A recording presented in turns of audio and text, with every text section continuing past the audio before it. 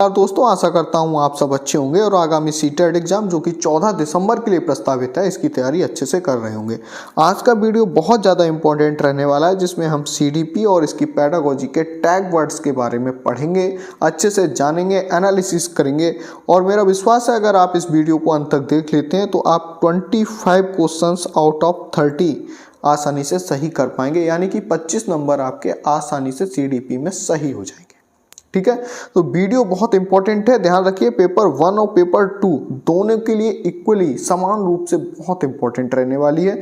इसमें हमने सिर्फ पॉजिटिव नेगेटिव टैग वर्ड्स ही नहीं, बल्कि पिछले 2011 से जुलाई 2024 तक सभी पेपर को अच्छे से एनालिसिस किया है, क्वेश्चंस को, और उसके बाद हमने टैग वर्ड्स बनाए हैं।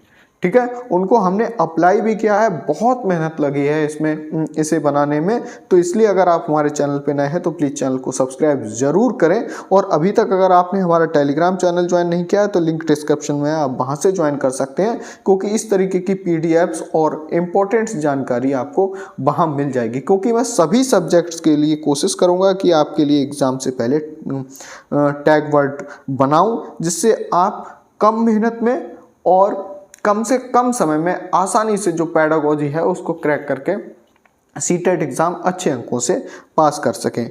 मेरी इस वीडियो को देखने के साथ साथ अगर आप देखेंगे एंड तक तो मेरी कुछ एडवाइसेस रहने वाली हैं, वो मैं आपको पहले ही बता दे रहा हूँ। आपको इन टैग वर्ड्स को अच्छे से पढ़ना है और 2 से 3 बार कम से कम पढ़ना है। उसके बाद आपको 4 से 5 कम से कम कोशिश कीजिए, 5 आपको पिछले ईयर्स के यानी कि PYQ यानी कि previous years question paper CDP के आपको लगाने हैं। ठीक है, ध्यान रखना है, 2 से 3 बार इनको पढ़ के कम से कम 5 पिछले सालों के PYQ यानी कि प्रीवियस ईयर्स क्वेश्चन पेपर आपको 5 लगाने हैं कम से कम। ठीक है, CDP के, और उनको आपको स्कोर चेक करना है कि इन टैग वर्ड की मदद से आप उनमें कितना स्कोर कर पा रहे हैं। अगर आप वहाँ कम से कम 25 प्लस स्कोर कर पा रहे हैं 25, तो समझ लीजिए आप फुल कॉन्फिडेंस में रहिए। CDP में आपको चिंता करने की बिल्कुल भी ज़रूरत नहीं है। लेकिन अगर आप फिर भी कम स्कोर कर पा रहे हैं, 25 से कम कर पा रहे हैं, तो थोड़ा सा आपको जहाँ जहाँ कम कर पा रहे हैं जिन एरियाज़ में, उनको अच्छे से या उन चैप्टर को थोड़ा सा और रिवाइज कर लीजिए और आप आसानी से CDP में बहुत अच्छे नंबर लाएंगे। तो चलिए वीडियो को शुरू करते हैं, लेकिन इसको अंत तक जरूर देखिएगा, तभी आप इन टैग वर्ड्स को अच्छे से अप्लाई कर पाएंगे। क्योंकि सिर्फ इन वर्ड्स को पढ़ लेने से आप अच्छे से अप्लाई नहीं कर पाएंगे, बल्कि अगर आप इनके लिए सही से समझेंगे तभी आप क्वेश्चंस में अप्लाई कर पाएंगे। ठीक है, तो सबसे पहले है जीन प्याजे। इससे 1 से 2 सवाल हर बार पूछा जाता है, जीन प्याजे। तो कुछ कीवर्ड्स हैं जैसे आत्मसातीकरण। ठीक है, मैं यहाँ पर बहुत ज़्यादा डेफिनेशन एक्सप्लेनेशन नहीं करूँगा, वरना वीडियो बहुत बड़ा हो जाएगा। ठीक है, तो अगर आपको आत्मसातीकरण दिखे, समायोजन दिखे, ठीक है, संतुलन दिखे, स्कीमा दिखे, जीववाद दिखे, नन्हे वैज्ञानिक, ठीक है, नन्हे वैज्ञानिक शब्द दिखे, सक्रिय जिज्ञासु दिखे, वातावरण के साथ खोजबीन। देखिए, वातावरण जीन प्याजे के लिए बहुत ज़्यादा इम्पोर्टेंट रहा है। ठीक है, उन्होंने कहा है कि जो बच्चे होते हैं नन्हे वैज्ञानिक होते हैं और वो वातावरण के साथ खोजबीन से क्या करते हैं, सीखते हैं। तो इस बात को अच्छे से याद रख लीजिए। और इन्होंने जो सिद्धांत दिया है वो संज्ञानात्मक विकास का सिद्धांत है। तो ये टैग वर्ड आपके दिमाग में 24 घंटे रहने चाहिए। ठीक है, कि अगर ये दिखे जैसे ही, फिर वो आंसर कहाँ चला जाएगा, जीन प्याजे आंसर सही हो जाएगा। ठीक है, नेक्स्ट देखिए लेव वाइगोत्स्की। लेव वाइगोत्स्की क्या है, सामाजिक दिखे, क्योंकि इन्होंने सोशल, ठीक है, जैसे कि जीन प्याजे ने, मैं यहाँ पर एक डिफरेंस और बता दूं, जीन प्याजे ने सबसे ज़्यादा बल दिया है वातावरण पे। उनका कहना था कि बच्चा जो सीखता है वो वातावरण से सीखता है। ठीक है, जबकि लेव वाइगोत्स्की ने बल दिया है, किस पे फोर्स किया है, सोशल, यानी वो कह रहे हैं बच्चा कहाँ सीखता है, समाज से सीखता है। तो ये सबसे बड़ा डिफरेंस है जीन प्याजे और लेव वाइगोत्स्की में। आपको अगर सामाजिक दिखे, सांस्कृतिक दिखे, ठीक है, सामाजिक अन्योन क्रिया यानी कि सामाजिक अंतःक्रिया या अननोन क्रिया एक ही बात है, यानी सोशल इंटरेक्शन कहते हैं जिसे। भाषा बहुत जरूरी है लेव वाइगोत्स्की के लिए। परस्पर शिक्षण या सहभागी शिक्षण, ठीक है, वैयक्तिक वार्ता यानी कि प्राइवेट स्पीच, इन्होंने 3 तरीके की स्पीच बताई हैं, मैं उनको आपको बता दूं। एक इन्होंने सोशल बताई है, सोशल स्पीच, ठीक है बच्चे, एक सोशल स्पीच, और एक इन्होंने प्राइवेट स्पीच और एक इनर स्पीच, प्राइवेट और एक इनर स्पीच, ठीक है। इन 3 तरीके की, सोशल यानी सामाजिक, प्राइवेट यानी वैयक्तिक, और इनर मतलब आत्मवाक, ठीक है, इसको कहेंगे।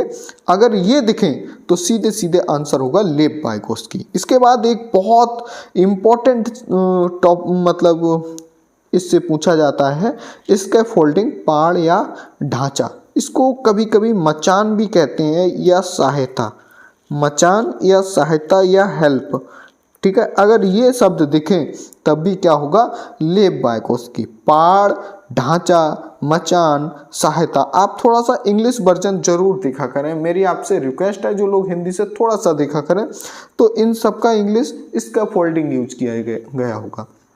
समीपस्थ विकास का क्षेत्र ZPD, zone of proximal development. और अन्य से अधिक जानकारी यानी कि अन्य से अधिक कोई जानकार व्यक्ति, MKO, मैन नॉलेजेबल अदर्स, ठीक है। ये टैग वर्ड दिखेंगे तो आप सीधे लेव वाइगोत्स्की लगाएंगे। नेक्स्ट देखिए लॉरेंस कोहलबर्ग। लॉरेंस कोहलबर्ग से भी एक प्रश्न पूछा जाता है, लेव वाइगोत्स्की से और जीन पियाजे से कम 2 प्रश्न, और 2 प्रश्न कभी कभी लॉरेंस कोहलबर्ग से भी पूछे जाते हैं। तो लॉरेंस कोहलबर्ग ने जो सबसे ज़्यादा बल दिया है वो नैतिक विकास का सिद्धांत दिया है, ठीक है। और जबकि लेव वाइगोत्स्की ने कौन सा विकास का सिद्धांत दिया था, सामाजिक सांस्कृतिक विकास का सिद्धांत, ठीक है। और नैतिक तर्कणा दिखे आपके लिए तब आप लगाएंगे लॉरेंस कोहलबर्ग। विकास, अब विकास की बात हम करते हैं, ठीक है। विकास क्या होता है, सतत या निरंतर चलने वाली प्रक्रिया है। सतत मतलब कॉन्टिन्यूस कहते हैं, ठीक है। सतत को याद रखिए, सतत एवं व्यापक मूल्यांकन से कॉन्टिन्यूस एंड कॉम्प्रिहेंसिव इवैल्यूएशन होता है। इसी तरीके से याद रखिए, सतत या निरंतर चलने वाली प्रक्रिया है विकास, इसे निरंतरता का सिद्धांत भी कहते हैं। और ये सामान्य से विशिष्ट की ओर चलता है, यानी, ठीक है। और विकास गुणात्मक होता है, मात्रात्मक नहीं, ठीक है, गुणात्मक होता है। और ये रचनात्मक एवं विनाशात्मक दोनों होता है, ठीक है। यानी कि जब मैच्योरिटी से पहले जो डेवलपमेंट होता है वो विकासात्मक रचनात्मक होता है, सॉरी, और उसके बाद, ठीक है, जब मैच्योरिटी के बाद जो परिवर्तन होता है वो विनाशात्मक होता है, यानी कि कंस्ट्रक्टिव और डिस्ट्रक्टिव दोनों के दोनों यहाँ पर डेवलपमेंट आपको देखने को मिलेंगे। और 2 तरीके से विकास होता है, एक मस्तकाधोमुखी विकास जिसे सिरस्थ विकास कहते हैं, यानी सिर से पैर की ओर, और दूसरा विकास होता है निकट दूर विकास क्रम, यानी कि शरीर के केंद्रीय भागों में पहले विकास होगा और उसके बाद अन्य भागों में विकास होता है। तो ये विकास की बात हो गई, ठीक है। अब वृद्धि की बात करते हैं। ग्रोथ, ग्रोथ सतत नहीं होती है, असतत होती है, ठीक है। जैसे शैशव काल होता है बच्चे का, तब वृद्धि बहुत तेजी से होती है, ठीक है, और उसके बाद प्रौढ़ावस्था पर जाकर वृद्धि रुक जाती है। मात्रात्मक परिवर्तन होते हैं, यहाँ गुणात्मक नहीं होते हैं, ध्यान रखना है, वृद्धि और विकास में अंतर भी हो जाएगा। और यहाँ जो परिवर्तन होते हैं वो सिर्फ रचनात्मक होते हैं, विनाशात्मक परिवर्तन नहीं होते। सिर्फ जो परिवर्तन होते हैं वो शारीरिक होते हैं, जबकि विकास में जो परिवर्तन होते हैं वो शारीरिक के अलावा, फिजिकल के अलावा मानसिक भी होंगे, ठीक है, मानसिक भावात्मक भी होंगे, ठीक है, और संवेगात्मक भी होंगे। तो यहाँ क्या होता है बेटा, यहाँ ध्यान रखिए, सर्वांगीण विकास होता है एक तरीके से, ठीक है। तो मानसिक परिवर्तन भी होंगे, शारीरिक परिवर्तन भी होंगे, भावात्मक संवेगात्मक भी परिवर्तन होंगे, ठीक है। और ये जब विकास है वो जीवन पर्यंत चलता है, ध्यान रखना, जब गर्भ से लेकर मृत्यु तक विकास चलता है, जबकि वृद्धि गर्भावस्था से प्रौढ़ावस्था तक रहती है। नेक्स्ट देखिए बुद्धि, बुद्धि से संबंधित भी प्रश्न आते हैं। बुद्धि ध्यान रखिए बहुआयामी होती है, ठीक है, क्योंकि भिन्न भिन्न व्यक्तियों में भिन्न भिन्न प्रकार की बुद्धि पाई जाती है। ये कहना है हार्वर्ड गार्डनर का, जिन्होंने बहुबुद्धि सिद्धांत दिया है, ध्यान रखना, हार्वर्ड गार्डनर, बेटा हार्वर्ड गार्डनर, इसको ध्यान रखो। इन्होंने 8 प्रकार की बुद्धि बताई है, ठीक है। इनका कहना था। इस स्टेटमेंट को ध्यान रखिए, यहाँ से प्रश्न हर बार ही आया है, आप सीटेट का कोई सा पेपर उठा लीजिए, कि विभिन्न व्यक्तियों में बुद्धि के विभिन्न स्तर होते हैं, यानी कि प्रत्येक व्यक्ति में भिन्न भिन्न बुद्धि पाई जाती है। जैसे कोई म्यूजिशियन है तो उसमें संगीतक बुद्धि, ठीक है, अलग अलग प्रकार की बुद्धि इन्होंने बताई है, ठीक है। इस तरीके से तो बुद्धि बहुआयामी होती है, और बुद्धि इसीलिए समुच्चय या समूह है क्योंकि इसमें 8 प्रकार की बुद्धि बताई गई है। नेक्स्ट है देखिए संज्ञान या संवेग, ठीक है। यहाँ पर संज्ञान या संवेग क्या है, ये आपस में सन्निहित मतलब अंतः संबंधित, एक दूसरे से कोरिलेटेड हैं, ठीक है। सन्निहित मतलब कोरिलेटेड हैं आपस में, ठीक है। और कोरिलेटेड किस प्रकार है, द्विदिशात्मक, ठीक है, द्विदिशात्मक, बाई डायरेक्शन, बाई डायरेक्टरल, ठीक है, यूनिडायरेक्टरल नहीं बल्कि बाई डायरेक्टरल, एक दूसरे से क्या है, कनेक्टेड है, कोरिलेटेड है। तो ये ध्यान रखना, संज्ञान एवं संवेग एक दूसरे से पूछा जाएगा बेटा, सन्निहित या अंतः संबंधित है, और ये किस तरीके से अंतः संबंधित है, द्विदिशात्मक।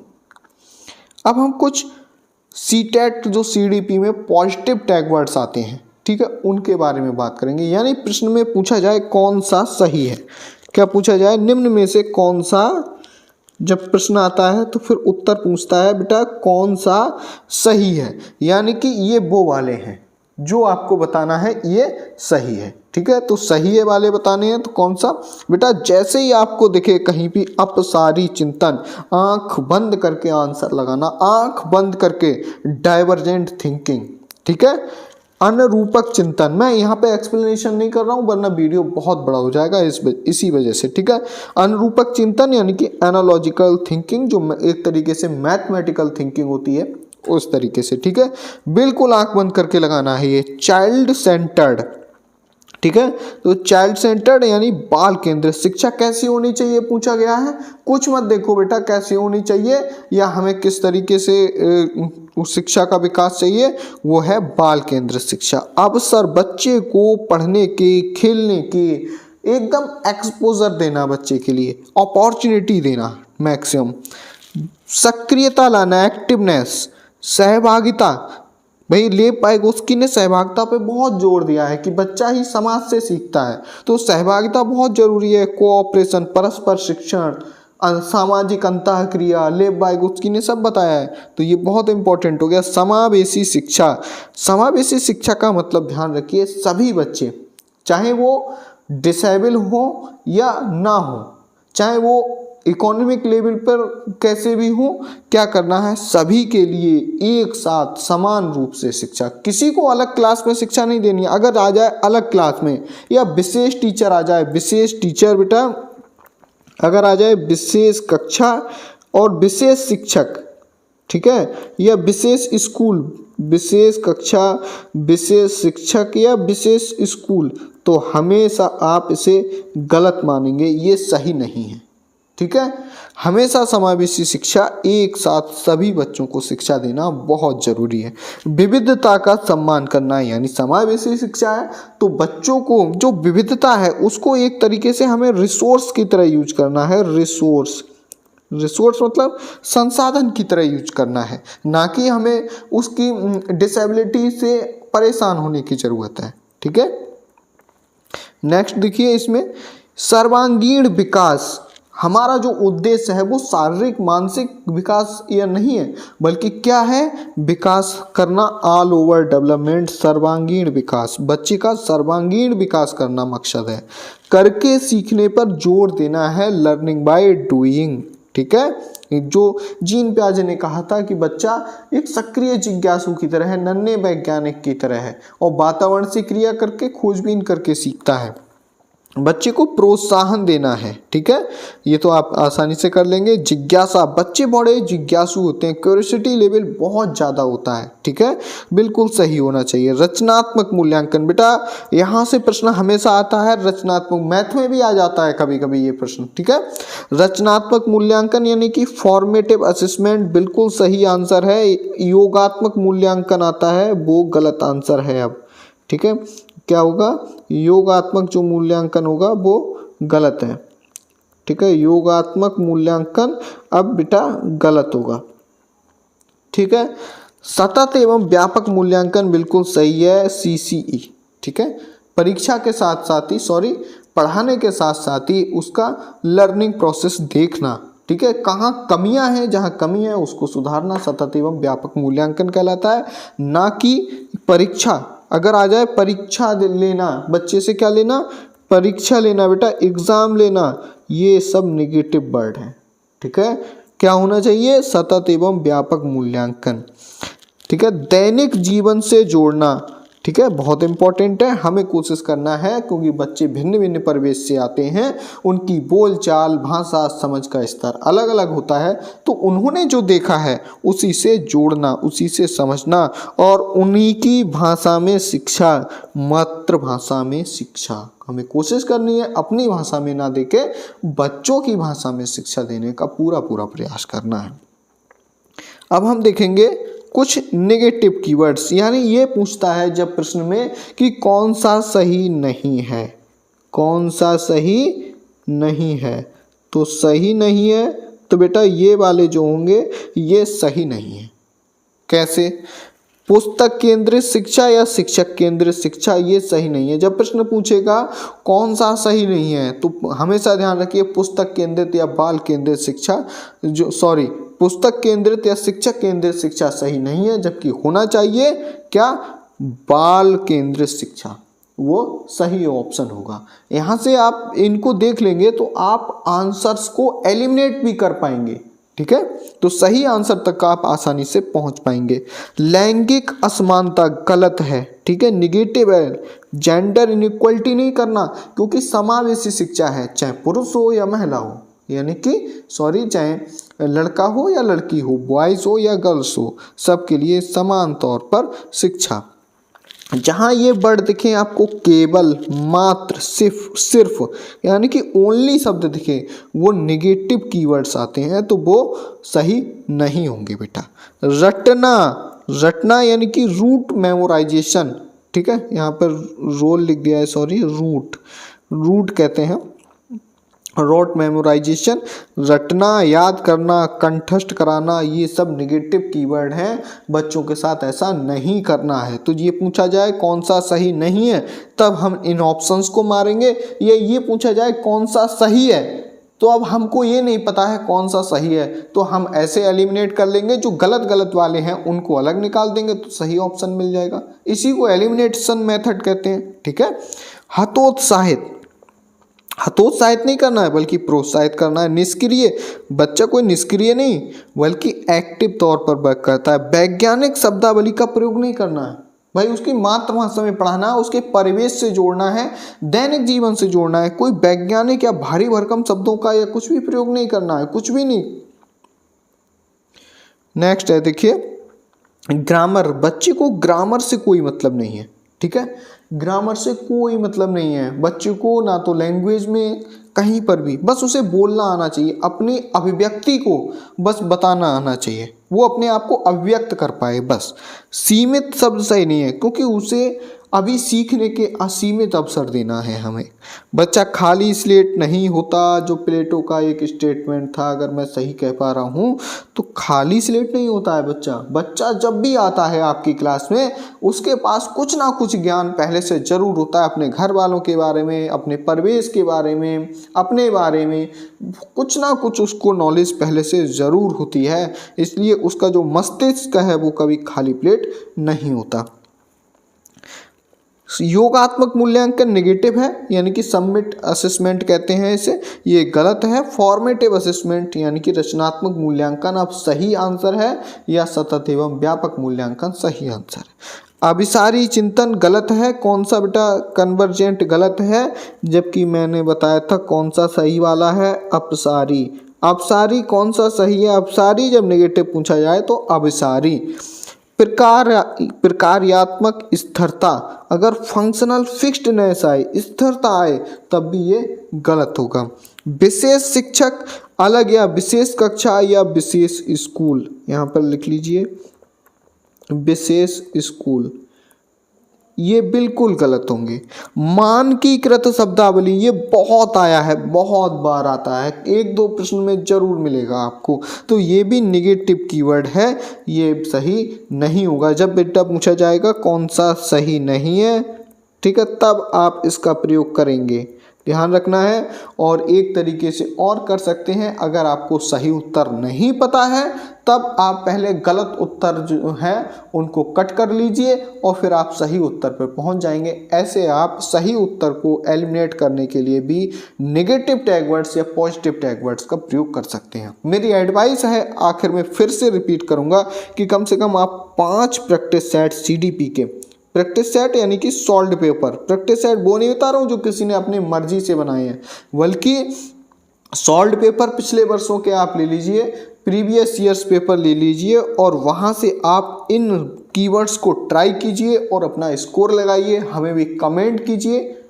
आशा करते हैं वीडियो आपको अच्छा लगा होगा। मिलते हैं नेक्स्ट वीडियो में, तब तक के लिए जय हिंद, वंदे मातरम।